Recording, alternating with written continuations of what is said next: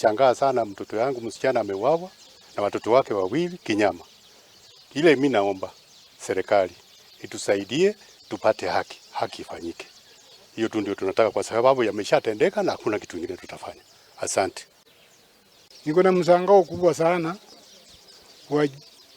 kwa ajili mtoto yangu ameuawa kinyama na sina habari yoyote kuhusu mauaji yake.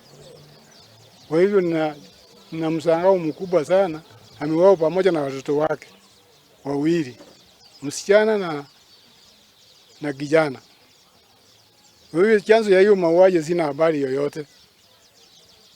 Sina mengi ya kuongea. Ni hayo tu. Naomba serikali ilisaidie ili kupata haki ya hao watoto wangu ambao wameuawa. Shida yake sijui. Lakini wakilewa anasema wewe nitakumaliza na familia yako. Nikirudi kwa mzee nikimwambia kijana anasema atatumaliza na familia yangu. Si tuketi tuongee ni nini mbaya atatumaliza na watoto. Mzee ananiambia yule kama amelewa muache. Akilewa anaonga na yanaisha.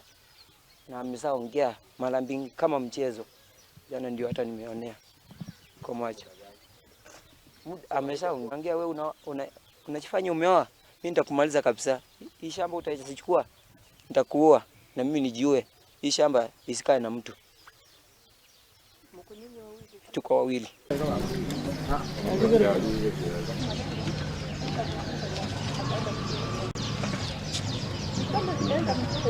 Nikaanza kuishi na watoto yangu huko kulima na kufanya biashara ya mahindi.